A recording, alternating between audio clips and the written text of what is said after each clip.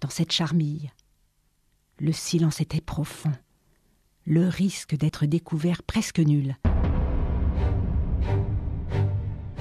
Télérama Radio. Sur la lecture de Marcel Proust. Isabelle Janier lit Sur la lecture de Marcel Proust. Épisode 5. Je n'étais pas depuis bien longtemps à lire dans ma chambre qu'il fallait aller au parc à 1 kilomètre du village. Mais après le jeu obligé, j'abrégeais la fin du goûter à porter dans des paniers et distribuer aux enfants au bord de la rivière, sur l'herbe où le livre avait été posé avec défense de le prendre encore.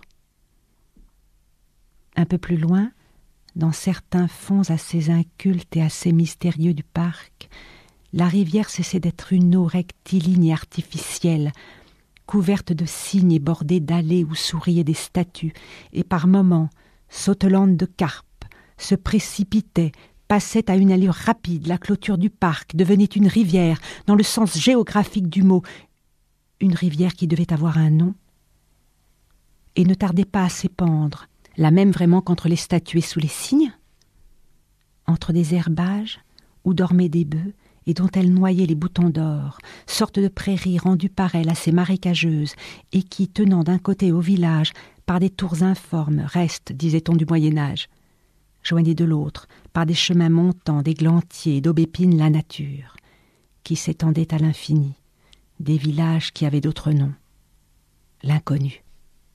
Je laissais les autres finir de goûter dans le bas du parc, au bord des cygnes, et je montais en courant dans le labyrinthe jusqu'à telle charmille où je m'asseyais, introuvable.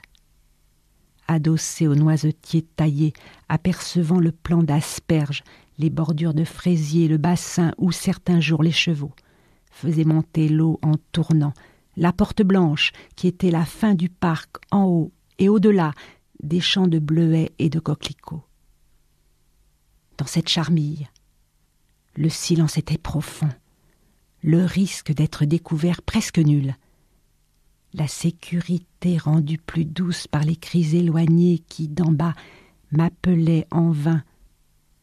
Quelquefois même se rapprochaient, montaient les premiers talus, cherchant partout, puis s'en retournaient, n'ayant pas trouvé. Alors plus aucun bruit.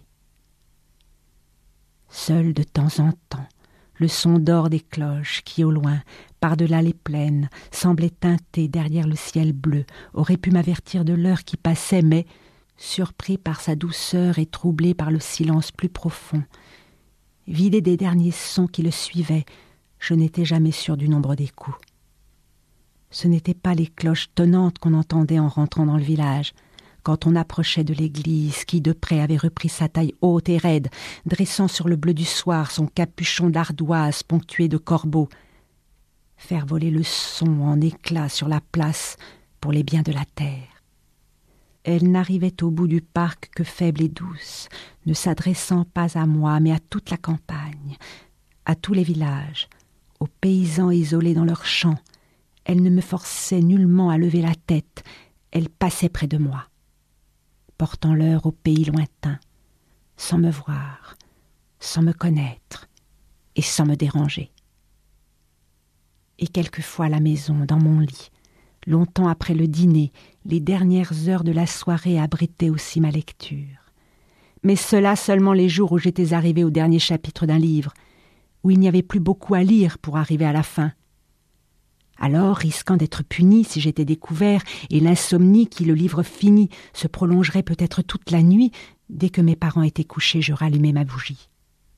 Tandis que dans la rue, toute proche, entre la maison de l'armurier et la poste, baignée de silence, il y avait plein d'étoiles au ciel sombre et pourtant bleu, et qu'à gauche, sur la ruelle exhaussée où commençait en tournant son ascension surélevée, on sentait veiller monstrueuse et noire l'abside de l'église dont les sculptures la nuit ne dormaient pas, l'église villageoise et pourtant historique, ces jours magiques du bon Dieu, de la brioche bénite, des saints multicolores et des dames des châteaux voisins qui, les jours de fête, faisant, quand elle traversait le marché, piailler les poules et regarder les commères, venaient à la messe dans leurs attelages, non sans acheter au retour chez le pâtissier de la place, juste après avoir quitté l'ombre du porche, où les fidèles, en poussant la porte à tambour, semaient les rubis errants de la nef.